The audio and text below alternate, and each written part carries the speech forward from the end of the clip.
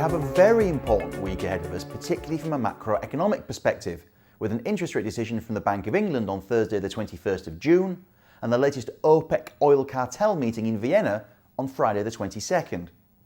Having dropped heavy hints throughout April that he would raise interest rates by 1/4 of 1 point to 0.75%, Bank of England Governor Mark Carney proved reliably unreliable in May when the Monetary Policy Committee voted by 7-2 to leave headline borrowing costs unchanged at 0.5%, like so. The Bank of England cited a weak Q1 GDP growth figure and argued in favour of waiting for more data, even though the Office for National Statistics and others have tried to argue the poor Q1 number was down to bad weather and the beast from the east. We'll see who's right over time, but it seems unlikely that interest rates will go up next week, even if most economists still expect 1 or even 2 increases to 0.75 or 1% by the end of the year. I'm not convinced myself.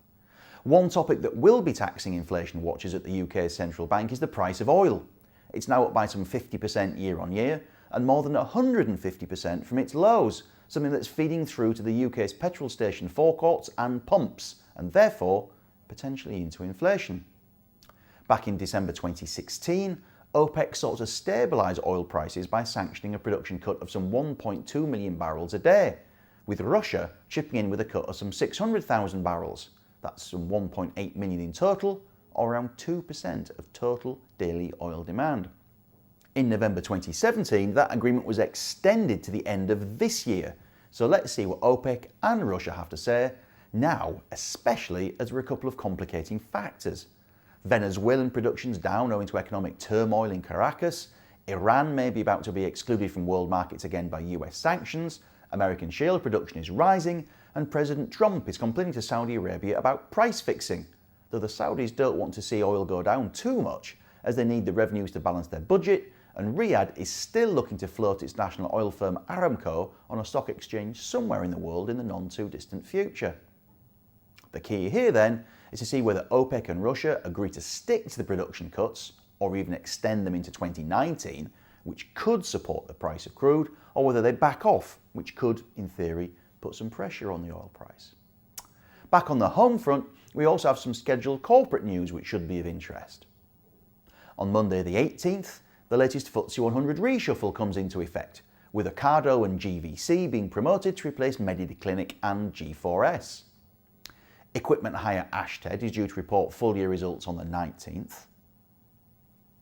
And high-end house builder Barclay is due to report its full-year figures on the 20th. And retailer Dixon's Carphone will be trying to bounce back from a profit warning with its full-year results on Thursday the 21st, when insurance and travel firm Saga will also be looking to steady the ship after some disappointment, shall we say. But I suspect that the company most capable of causing a big fuss in the week ahead will be plumbing and heating equipment distributor Ferguson, which used to be known as Wolsey, when it unveils third quarter results on Tuesday the 19th of June. The company renamed itself because of the US operation. Ferguson represents the vast bulk of the company, especially now the Nordic business Stark has been sold. The company also now reports in US dollars for good measure. As you might expect given this US exposure, Ferguson shares welcomed President Trump's cut to US corporation taxes in late 2017.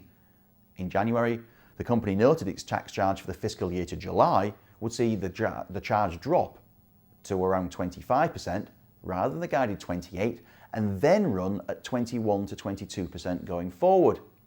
After a slight dip in the spring, the shares have marched to fresh highs at around the £59 level.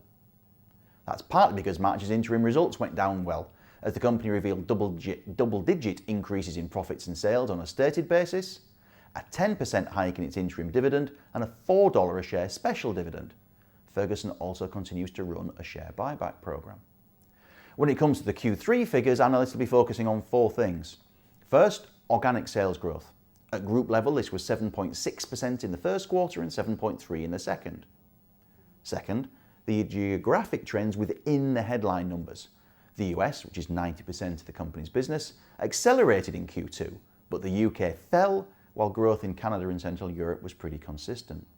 Third, analysts will be looking at profits. They're looking for around 7% growth in earnings per share for the full year to July, So that seems a reasonable benchmark for the quarter. And finally, people will be looking at the balance sheet.